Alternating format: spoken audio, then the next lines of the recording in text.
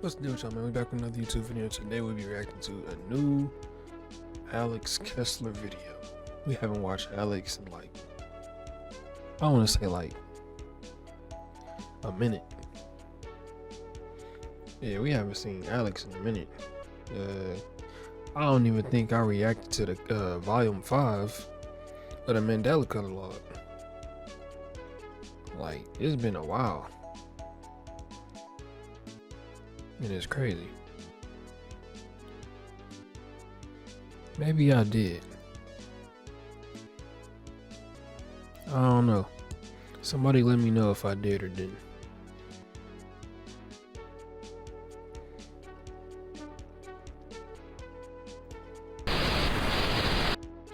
Oh, but this is called Botanophobia or Botanophobia.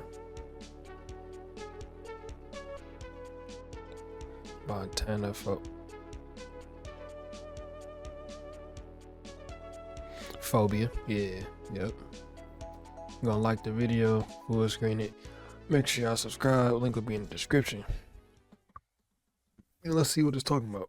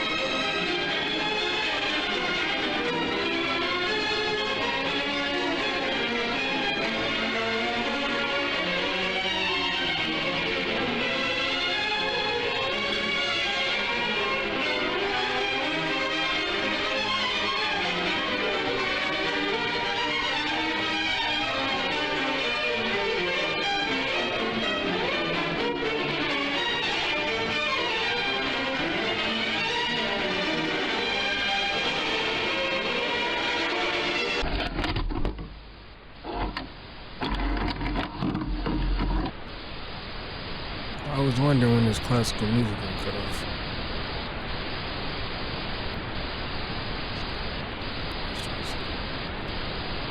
Alright, Stephanie, what you talking about?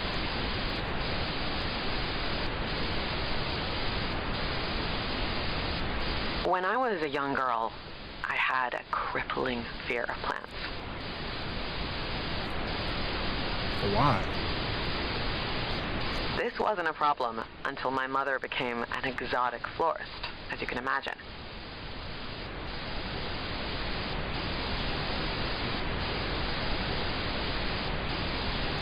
I wasn't afraid of grass or trees per se, but I did have a significant aversion to plants that my mother owned or studied.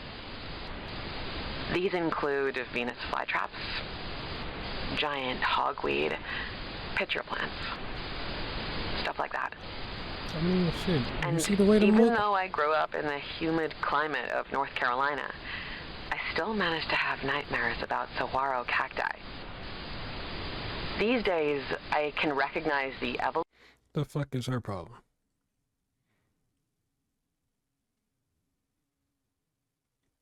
Why are you scared of cactus? Evolutionary purpose of these plants' defense mechanisms. Yeah, sure. But as a kid, it didn't make any sense. It don't. Obviously, these plants wanted to hurt me. They were oddly human-like, invasive and all-consuming, carefully crafted with alluring traps. It was terrible. If if a person wanted to hurt me, I would be able to see the intention in their face and based on their movements. With a plant, I just hoped I was lucky enough that a seemingly harmless one was, in fact, harmless. I felt like they belonged to a class of... So basically what she's saying is, if she played Mario, it'd be a horror game for her. When she run into one of them, like, them little tube things, it'll turn into a horror game for her, and that's crazy. Separate from both botanical and animal life. It truly seemed like they were alive, you know, like aware of their surroundings, thinking, feeling, all with nothing to show for it. At a certain point, these thoughts became too much to bear. My bedroom became the only space in the house that didn't have any plants. There was a constant anxiety that plagued my mind throughout the day, knowing what was just outside. I eventually had a complete mental breakdown. My mother never believed in my fear until that point. Alright, so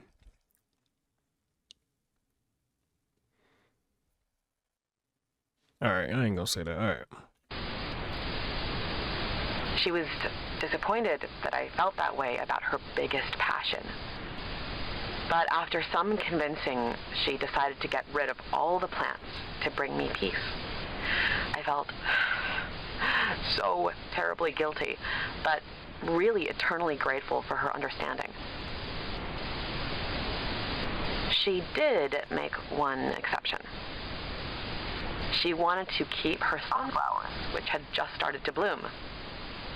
I was okay with this, since my extensive research showed absolutely zero signs of sunflowers being harmful. Plus, they were going to be kept outside only.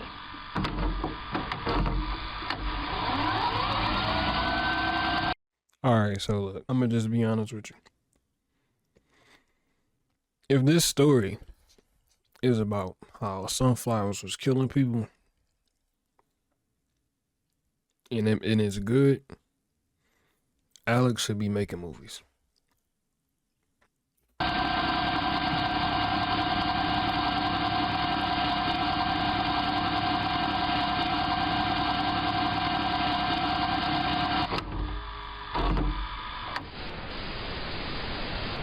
Soon began to feel comfortable in my own home again. However, my fears and past experiences left a scar that couldn't be healed alone. I started going to therapy to heal this wound. At the same time, my mother began to resent me. She started making passive remarks that blamed me for her newfound isolation. She also claimed that I was going to therapy because of her, and she was upset about not being good enough for me. I reassured her every time that it wasn't her. It was the plants.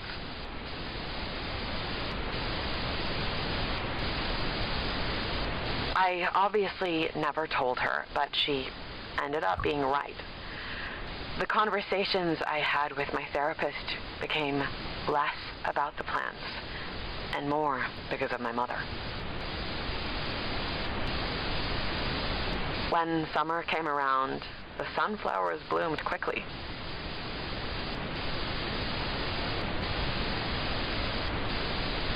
My mother began claiming that she could hear them.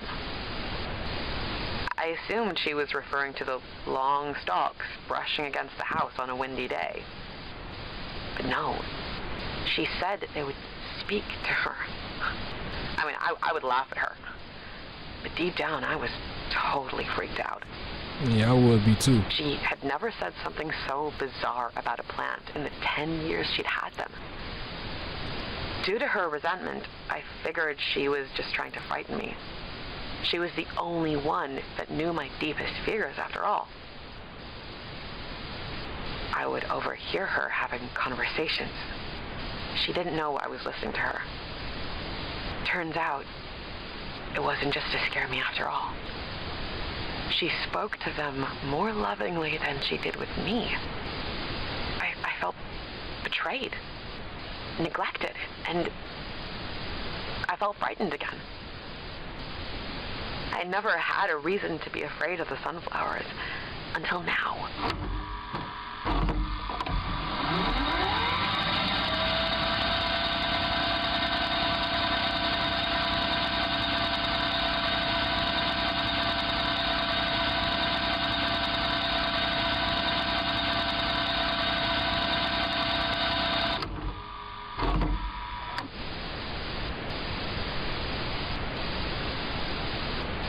Moments after this experience, my mother unexpectedly died of a heart attack.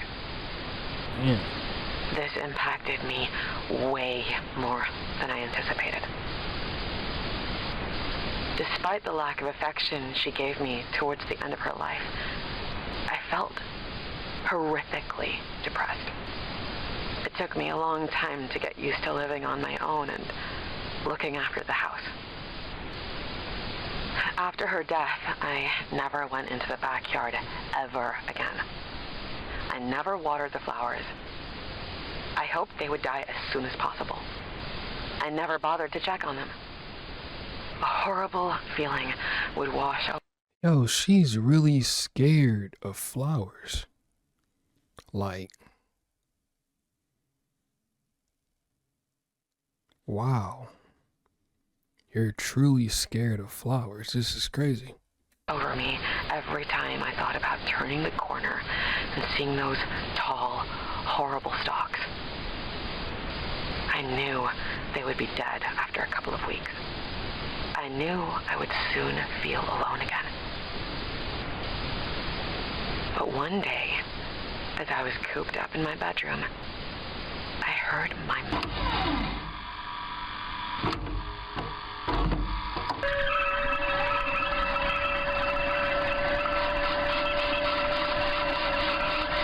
Whoa.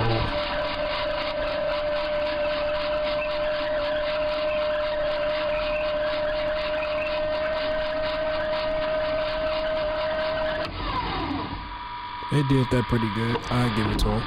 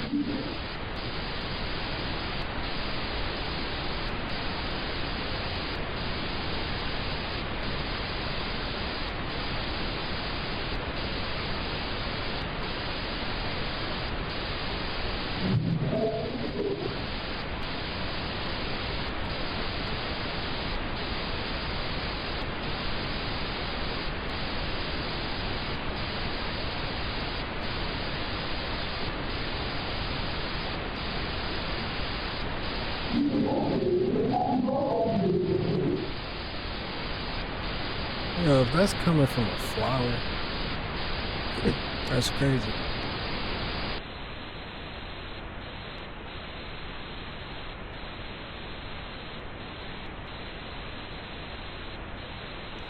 But I feel like the easiest way to get past this situation is to like cut the flower down.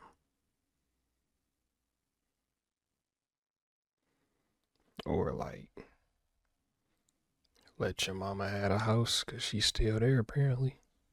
That's just me.